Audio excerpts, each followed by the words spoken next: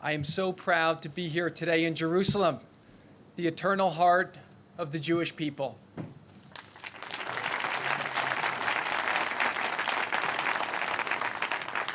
And I am especially honored to be here today as a representative of the 45th President of the United States, Donald J. Trump.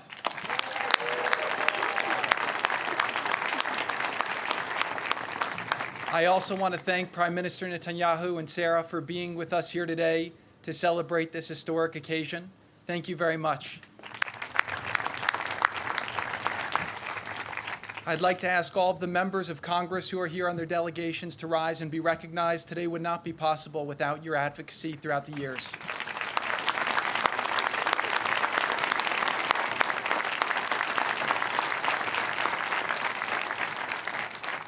Thank you, Deputy Secretary Sullivan, for leading our delegation, Secretary Mnuchin for your leadership and for your friendship, and of course, Ivanka, thank you for all of the great work you do to help so many people in our country and throughout the world, including me. So I love you. I also want to acknowledge Vice President Mike Pence for his tireless efforts to strengthen the U.S.-Israel relationship.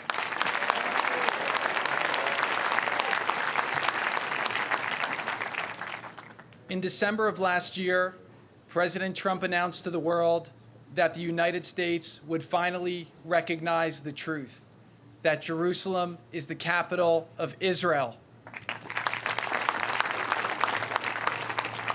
He also declared that we would soon move our embassy from Tel Aviv to Jerusalem, and just 5 months later, we are standing on these grounds.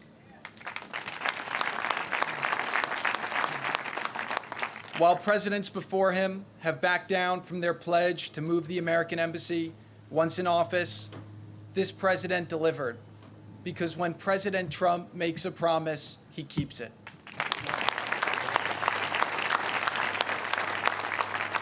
But today also demonstrates American leadership.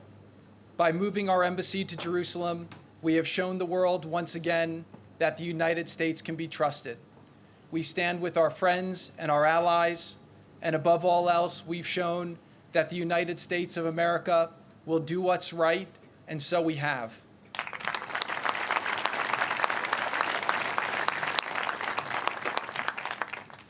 Israel's a sovereign nation with the right to determine its own capital, the same right that is enjoyed by every other country in the world.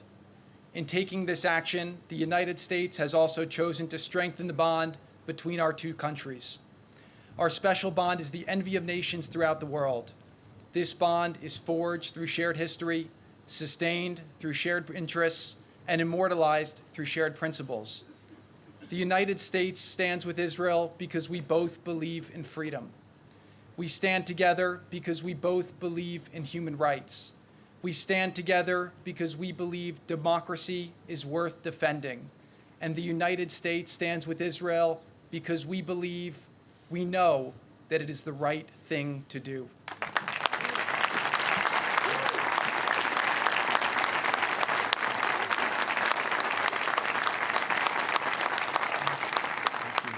When we stand together for the principles and the values we share, we shine a light of justice unto the world. Israel proves every day the boundless power of freedom. This land is the only land in the Middle East in which Jews, Muslims, and Christians and people of all faiths participate and worship freely according to their beliefs. Israel protects women's rights, freedom of speech, and the right of every individual to reach their God-given potential. These are the same values that the United States cherishes. These are the values that bind us together. These are also the values that have made Israel one of the most vibrant nations in the world. This tiny population has spurred advancements in technology, medicine, and agriculture, making the world a healthier, safer, and more prosperous place. These are the blessings we hope Israel can one day share with its neighbors. Last week, President Trump acknowledged another truth and kept another promise. He announced his intention to exit the dangerous, flawed, and one-sided Iran deal.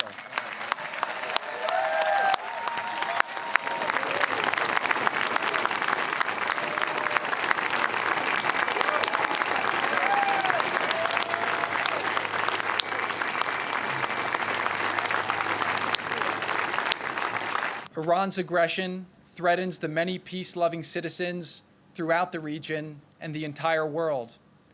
From Israel to Jordan to Egypt to Saudi Arabia and beyond, many leaders are fighting to modernize their countries and create better lives for their people. In confronting common threats and in pursuit of common interests, previously unimaginable opportunities and alliances are emerging. I am also proud to be here today as a member of the team that President Trump has entrusted to lead the efforts to bring peace between the Israelis and the Palestinians. It has been an honor to work with our new Secretary of State, Mike Pompeo,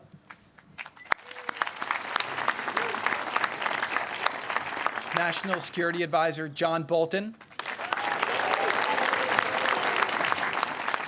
our Ambassador, David Friedman, and our Special Representative, Jason Greenblatt, who really does so much great work. I also want to acknowledge Ambassador Nikki Haley, who really has created a new day for Israel at the UN.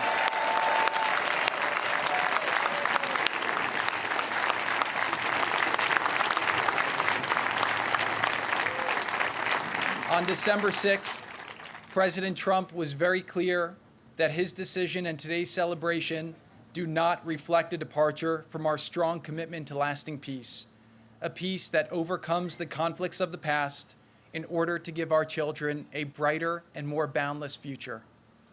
As we have seen from the protests of the last month and even today, those provoking violence are part of the problem and not part of the solution.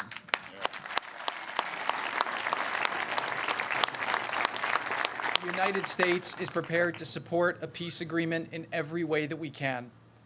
We believe that it is possible for both sides to gain more than they give so that all people can live in peace, safe from danger, free from fear, and able to pursue their dreams. The United States recognizes the sensitivity surrounding Jerusalem, a city that means so much to so many. Jerusalem is a city unique in the history of civilization. No other place on earth can claim significance to three major religions. Each day, Jews pray at the Western Wall, Muslims bow in prayer at Al-Aqsa Mosque, and Christians worship at the Church of the Holy Sepulchre. That is why President Trump has called many times, including right now, on all parties to maintain the status quo at Jerusalem's holy sites, including the Temple Mount, also known as Haram al-Sharif. While the challenges to peace are numerous, I have personally seen that the determination of the leaders in the region and throughout the world remains steadfast. They have seen too much pain, sorrow, and wasted opportunity, and they think it's time to try something better. Throughout history, Jerusalem has been the victim of war and conquest. It has been used to divide people and to instigate conflict by those with evil intentions. But it does not have to be this way. Jerusalem must remain a city that brings people of all faiths together, to visit, to worship, to respect each other, and to appreciate the majesty of history and the glory of God's creation. Israel has been a responsible custodian of Jerusalem and has kept these religious sites open to all.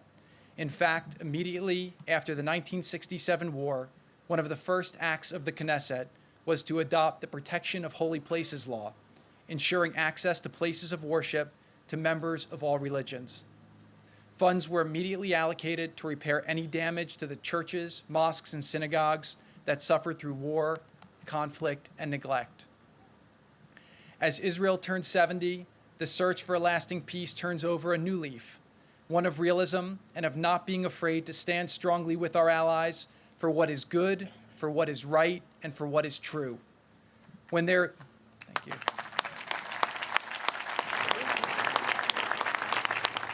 When there is peace in this region, we will look back upon this day and remember that the journey to peace started with a strong America recognizing the truth.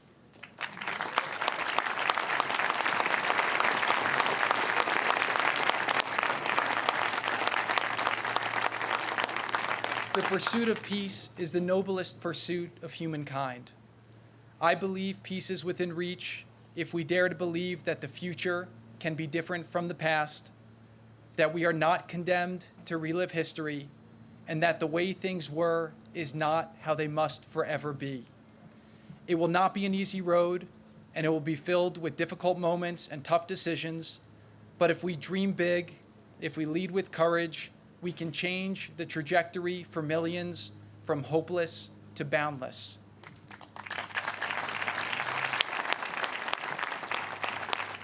This is a hope that many of us know personally. I am here today as a proud American and the grandson of Holocaust survivors.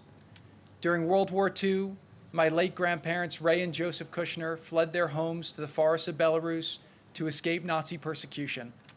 Somehow, they managed to resist the horrors and survive.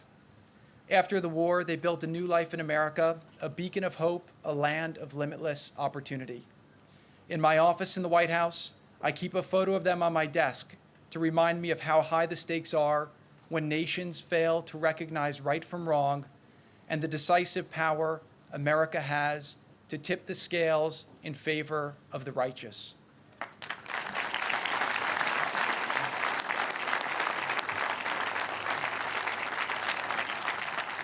Today, we take another historic step in that direction.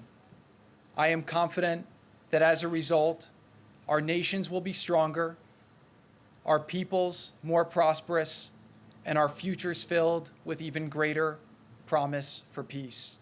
May God bless you. May God bless Israel. May God bless the United States of America.